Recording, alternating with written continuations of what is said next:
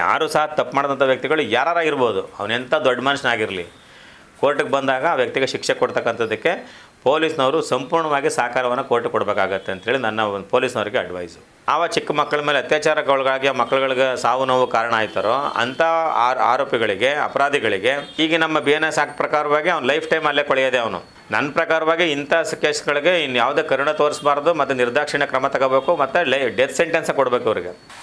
ನಾವು ಕೆಲವು ಟೈಮಲ್ಲಿ ಚಿಕ್ಕ ಮಕ್ಕಳ ಮೇಲೆ ಅತ್ಯಾಚಾರ ಪ್ರಕರಣ ಬಂದರೆ ವಕಾಲತ್ ಹಾಕೋಕ್ಕೂ ನಮಗೆ ಬೇಸರ, ಆರೋಪಿ ಪರವಾಗಿ ಒಂಥರ ನೋವಾಯ್ತದ ಮನಸ್ಸಿಗೆ. ಮೇಡಮ್, ಈಗ ನಮ್ಮಲ್ಲಿ ಮೊದಲಿದ್ದಂಥ ಪ್ರಕರಣಗಳು ಹೆಂಗಂದರೆ ಈ ಪೋಸ್ಕೋ ಆ್ಯಕ್ಟ್ ಅಂತ ಕರಿತೀವಿ. 2012ರಲ್ಲಿ ಈ ಥರ ಚಿಕ್ಕ ಮಕ್ಕಳ ಮೇಲೆ ದೌರ್ಜನ್ಯ ಆಗ್ತಕ್ಕಂಥದ್ದು, ಲೈಂಗಿಕ ದೌರ್ಜನ್ಯ ಕೊಡ್ತಕ್ಕಂಥದ್ದು, ಮಾನಸಿಕ ಮತ್ತು ಹಿಂಸೆ ಕೊಡ್ತಕ್ಕಂಥದ್ದು, ಇವೆಲ್ಲ ಪ್ರಕರಣಗಳು ಸಂಬಂಧಪಟ್ಟಂಗೆ ತುಂಬ ಘೋರವಾದ ಗಂಭೀರವಾದಂಥ ಪ್ರಕರಣಗಳಿವೆಲ್ಲ ಇವು. ಯಾಕಂದರೆ ಚಿಕ್ಕ ಮಕ್ಕಳುಗಳು ದೇವ್ರ ಸಾಮಾನು ಅಂತ ಕರಿತೀವಿ. ಅಂಥ ಮಕ್ಕಳುಗಳ ಮೇಲೆ ಇವರು ಮೃಗೀಯ ರೀತಿಯಲ್ಲಿ ಹೋಗಿ ಅತ್ಯಾಚಾರ ಮಾಡ್ತಕ್ಕಂಥದ್ದೆಲ್ಲ ಇದೆಯಲ್ಲ, ಅದೆಲ್ಲ ತುಂಬ ಸಮಾಜದಲ್ಲಿ ಒಂದು ಜನಗಳಿಗೆ ಭಯಭೀತರಾಗ್ತಕ್ಕಂಥದ್ದು ಮತ್ತು ಮಕ್ಕಳುಗಳು ಯಾವ ರೀತಿಯಲ್ಲಿ ಅವರು ಜೀವನ ಮಾಡಬೇಕು ಅಂತಕ್ಕಂಥ ಒಂದು ಇದರಲ್ಲಿ ವಾತಾವರಣದಲ್ಲಿ ನಾವೇ ಪ್ರಶ್ನೆ ಮಾಡ್ಕೊಳ್ತಕ್ಕಂಥದ್ದು ಅಂತ ನಾವು ಕರಿತೀವಿ. ಹಾಗಾಗಿ ಈಗ ಇಂಥ ಪ್ರಕರಣಗಳ ಸಂಬಂಧಪಟ್ಟಂಗೆ ನಾವು ನಿರ್ದಾಕ್ಷಿಣ್ಯವಾಗಿ ಯಾವುದೇ ರೀತಿ ಮುಲಾಜಿಗೆ ನೋಡಬಾರ್ದು, ನಿರ್ದಾಕ್ಷಿಣ್ಯವಾಗಿ ಆರೋಪಿಗಳ ಮೇಲೆ ಕ್ರಮವನ್ನು ತೆಗೆದುಕೊಳ್ತದೆಲ್ಲ ಆಗಬೇಕಾಗತ್ತೆ.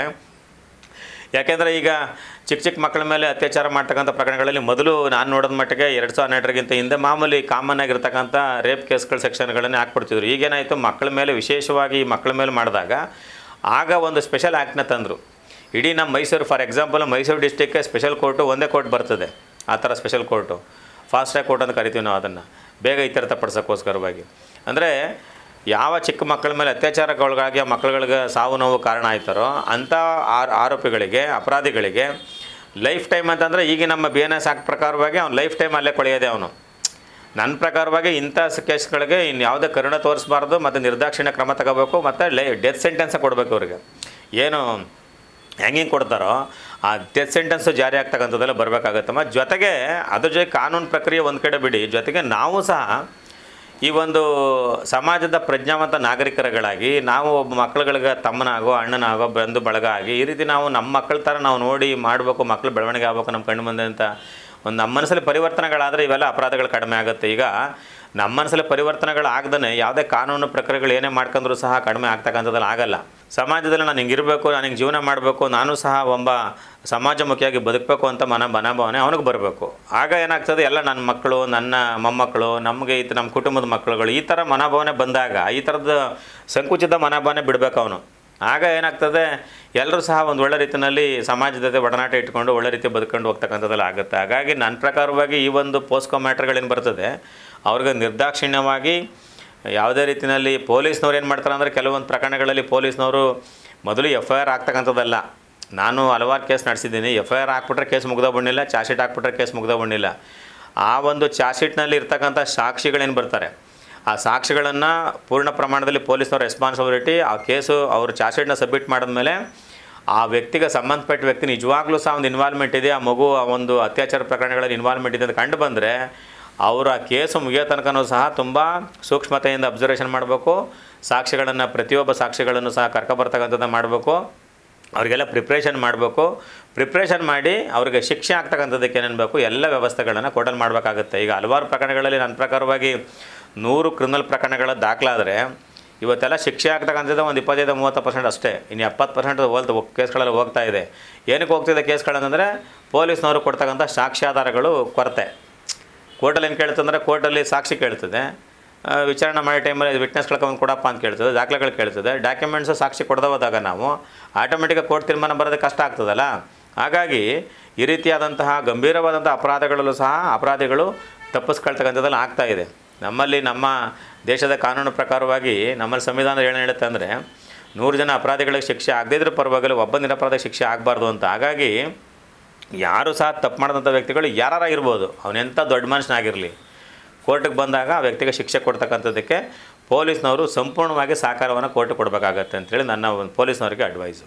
ಹೌದು, ಈಗ ನಿಮಗೆ ಇವೆಲ್ಲ ನಾನು ಹೇಳ್ದಂಗೆ ಮೊದಲು ಇವೆಲ್ಲ ಅತ್ಯಾಚಾರ ಇರ್ಬೋದು, ಮರ್ಡರ್ ಇರ್ಬೋದು, ಮತ್ತು ಡೌರಿ ಡೆತ್ ಕೇಸ್ ಇರ್ಬೋದು, ಸೀಮೆಣ್ಣೆ ಗೊತ್ತಾರೆ ನೀವೆಲ್ಲ ನೋಡ್ತಾ ಇರ್ತಾರಲ್ಲ, ಡೌರಿ ಡೆತ್ ಆ ಕೇಸ್ಗಳಿರ್ಬೋದು, ಮತ್ತು ಈ ಮಕ್ಕಳುಗಳು ಚಿಕ್ಕ ಮಕ್ಕಳ ಮೇಲೆ ಅತ್ಯಾಚಾರ ಮಾಡಿ ಕೊಲೆ ಮಾಡ್ತಕ್ಕಂಥದ್ದಿರ್ಬೋದು, ಇವೆಲ್ಲವೂ ಸಹ ಗಂಭೀರವಾದಂಥ ಪ್ರಕರಣಗಳೇ. ಅವೆಲ್ಲ ಅಪರೂಪದ ಪ್ರಕರಣ ಅಂತ ಕರಿತೀವಿ ನಾವು, ಹೇಯವಾದ ಪ್ರಕರಣಗಳವೆಲ್ಲವು. ಅದೇ 12 years 13 years ಎಲ್ಲ ಮೈನರ್ ಮಕ್ಕಳೇ, 18 years ಒಳಗಡೆ ಬರ್ತಕ್ಕಂಥಲ್ಲ ಮೈನರ್ಸು ಅಂತಲೇ. 17.5 years ಆಗಿದ್ರೂ ಸಹ 17 ಆಗಿ 18ಗೆ ಒಂದು ಮಂತ್ ಇದ್ದರೂ ಸಹ ಅವಳು ಮೈನರೇ. ಅವಳ ಮೇಲೆ ಅತ್ಯಾಚಾರ ಆದರೂ ಸಹ ಅವಳು ಸಿ ಈಸ್ ನಾಟ್ ಮೇಜರ್ ಬಂದಿರೋ ಲೇಡಿ ಅಂತ ನಾವು ಕನ್ಸಿಡರ್ ಮಾಡೋಕ್ಕಾಗಲ್ಲ, ಮೈನರ್ ಅಂತಲೇ ಕನ್ಸಿಡರ್ ಮಾಡೋದು. ಹಾಗಾಗಿ ಯಾವುದೇ ಪ್ರಕರಣ ಇರ್ಬೋದು, ಈಗ ಯಾವುದೇ ಒಂದು ಈ ಥರದ ಪ್ರಕರಣಗಳಲ್ಲಿ ಗಂಭೀರವಾದಂಥ ಪ್ರಕರಣ ಅಂತ ಏನು ಕರಿತೀವಿ, ಇವಕ್ಕೆ ಮುಲಾಜಿದ್ದನ್ನು ನಾವು ಶಿಕ್ಷೆಗಳನ್ನ ಕೊಡ್ತಕ್ಕಂಥದ್ದನ್ನು ಮಾಡಬೇಕಾಗತ್ತೆ. ಆ ಶಿಕ್ಷೆ ಕೊಡಬೇಕು ಅಂತಂದರೆ ನನ್ನ ಪ್ರಕಾರವಾಗಿ ನನ್ನ ಅನುಭವದಲ್ಲಿ ಹೇಳೋ ಮಾತು, ಪೊಲೀಸ್ನವರು ಪ್ರಾಮಾಣಿಕವಾದಂತಹ ಪ್ರಯತ್ನ ಪಡಬೇಕು ಮತ್ತು ಸತತವಾಗಿ ಅವರು ಸಂಪೂರ್ಣವಾದಂಥ ರೆಸ್ಪಾನ್ಸಿಬಿಲಿಟಿ ತಗೊಂಡು ಏನು ಅವರು ಕೇಸ್ ರಿಜಿಸ್ಟರ್ ಮಾಡಿದ್ರು, ಕೇಸು ಕೊನೆ ಅಂತಿಮವಾಗಿ ಮುಗಿಯೋ ತನಕನೂ ಸಹ ಅವ್ರು ರೆಸ್ಪಾನ್ಸಿಬಿಲಿಟಿ ತಗೊಂಡು ಆ ಕೇಸ್ನಲ್ಲಿ ಸಾಕ್ಷಿಗಳನ್ನು ವಿಚಾರಣೆ ಮಾಡಿಸಿ ಅವ್ರ ಕಡೆಯಿಂದ ಹೇಳಿಸಿ ನ್ಯಾಯಾಲಯದಲ್ಲಿ ಕರೆಕ್ಟಾಗಿ ವಿಚಾರಗಳನ್ನು ಸುಳ್ಳು ಹೇಳದೇ ಕರೆಕ್ಟಾಗಿ ಹೇಳಿಸಿ ಸತ್ಯಾಂಶ ನುಡಿಸಿ ಅಲ್ಲಿ ಅವ್ರಿಗೆ ಕೋರ್ಟ್ ತೀರ್ಮಾನ ಮಾಡ್ತಕ್ಕಂಥದ್ದೆಲ್ಲ ಮಾಡಬೇಕಾಗತ್ತೆ. ಆರೋಪಿ ದೋಷಿ ಅಂತ ತೀರ್ಮಾನ ಆಗ್ತಕ್ಕಂಥದ್ದೆಲ್ಲ ಆಗುತ್ತೆ. ಪೊಲೀಸ್ನವ್ರು ಏನಾರು ಕೈ ಬಿಟ್ಬಿಟ್ರೆ ಭಾರಿ ಕಷ್ಟ, ಕೇಸು ತೊಂದರೆ ಆಗ್ತದೆ ಮತ್ತು ಅವನು ಬಿಡುಗಡೆ ಆಗ್ಬಿಡ್ತಾನೆ, ಮತ್ತೊಂದು ಪ್ರಕರಣದಲ್ಲಿ ಭಾಗಿಯಾಗ್ತಾನೆ. ಲೈಫ್ ಇಂಪ್ರಿಸನ್ಮೆಂಟ್ ಇದೆ. ಈಗ ಲೈಫ್ ಇಂಪ್ರಿಸನ್ಮೆಂಟ್ ಅಂತಂದರೆ till death of the accused person, life imprisonment. ಬೇಲ್ಗೆಲ್ಲ ಅವಕಾಶ ಕೊಡ್ತಾರೆ. ಬೇಲ್ಗಳಲ್ಲಿ ಹೆಂಗೆ ಅಂದರೆ ಕೆಲವೊಂದು ಪ್ರಕರಣಗಳಲ್ಲಿ ಈಗ ಫಾರ್ ಎಕ್ಸಾಂಪಲ್ ಒಂದು 16 ವರ್ಷ ರೀಚ್ ಆಗಿದ್ರೆ ಹೆಣ್ಮಕ್ಳುಗಳು, ಅವು 17-16 ವರ್ಷ ಆಗಿದ್ರೆ ಚಿಕ್ಕ ಅಲ್ಲೆಲ್ಲೇನು ಮಾಡ್ತಾವೆ ಅವ್ರ ಮೆಂಟಾಲಿಟಿ ಪ್ರಕಾರವಾಗಿ ಎಲ್ಲೋ ಲವ್ ಗಿವು ಅದು ಇದು ಅಂತ ಈ ರೀತಿ ಇರ್ತದೆ. ಅಂದರೆ ಕೋರ್ಟ್ಗೆ ಅಬ್ಸರ್ವೇಷನ್ ಮಾಡೋದೇನಂತಂದರೆ ಈ ರೀತಿಯಾದಂಥ ಪ್ರಕರಣಗಳಲ್ಲಿ ಒಂದು ವೇಳೆ ಹೆಣ್ಮಕ್ಳುಗಳೇ ಒಂದು ವೇಳೆ ನಾನು ಬ್ಲ್ಯಾಕ್ ಮೇಲ್ ಮಾಡಿ ಅವನ ನೀನು ಬರೋದನ್ನ ಸತ್ತೋಗ್ಬಿಡ್ತೀನಿ ಬಾ ಹಾಗೆ ಅಂತೇಳಿ ಎದುರಿಸಿ ಕರ್ಕೊಂಡೋಗಿ ಲವ್ ಗಿವ್ ಮಾಡ್ಕೊಂಡು ಅವ್ನ ಜೊತೆ ತಳಿಗಳಿ ಕಟ್ಸ್ಕೊಂಡ್ಬಿಟ್ಟಿದ್ರೆ ಆಗ ಅವಳು 16 ಇಯರ್ಸು 17 ಇಯರ್ಸು 7.5 ಇಯರ್ಸ್ ಎಷ್ಟು ಆಗಿರ್ತದೆ. ಅಂಥ ಟೈಮಲ್ಲಿ ಪಾಪ ಕೆಲವೊಂದು ಪ್ರಕರಣಗಳು ಆ ಥರದ ಘಟನೆಗಳಾಗಿದೆ. ಅಂಥ ಪ್ರಕರಣಗಳಲ್ಲಿ ಏನು ಮಾಡ್ತಾರೆ, ಅಂಥ ಕನ್ಸಿಡರ್ ಮಾಡಲೇಬೇಕಾಗುತ್ತಲ್ಲ, ಬರೀ ಇಂಟ್ರೀಮ್ ಆದೇಶ ಮಾಡ್ತಾರೆ ಜಾಮೀನು ಕೊಡ್ತಕ್ಕಂಥದ್ದು. ಜಾಮೀನು ಕೊಡ್ತಿದ್ದಂಗೆ ಅವ್ನು ಕೇಸ್ ಗೆದ್ದೆ ಅಂತ ಅಲ್ಲ, ಅರ್ಥ ಅಲ್ಲ ಅದು ಅವನಿಗೆ ಮೆರಿಟ್ಸ್ ಇದ್ರೆ ಏನು ನಮ್ಮಲ್ಲಿ ಏನು ಡಿಫೆನ್ಸ್ ತಗೋತೀವಿ ನಾವು ಅಕ್ಯೂಸ್ ಕೌನ್ಸಿಲ್ ಕಡೆಯಿಂದ, ಅವನು ಡಿಫೆನ್ಸ್ ಅಡ್ವೊಕೇಟ್ ಇದ್ದ ಇರ್ತಾರೆ, ಡಿಫೆನ್ಸ್ ತಗೋತಾನೆ.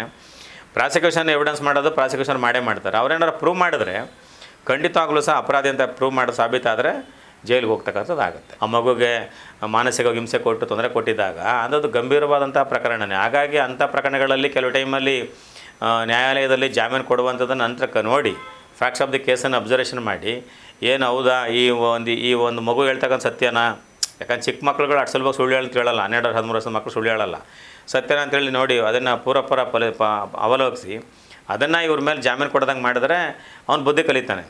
ಈಗೇನಾಗ್ತದೆ, ಜಾಮೀನು ಕೊಟ್ಟರೆ ಈಗ ಒಂದು ವೇಳೆ ಈ ಮಗು ಮೇಲೆ ಮಾಡ್ತಾನೆ, ನಾಳೆ ಇನ್ನೊಂದು ಮಗು ಮೇಲೆ ಮಾಡ್ತಾನೆ. ಈಗ ನಮಗೆ ಮೈಸೂರಿನಲ್ಲಿ ಈಗ ಒಂದು 10 ವರ್ಷದಿಂದ ಒಂದು ಪ್ರಕರಣ ಆಗಿತ್ತು.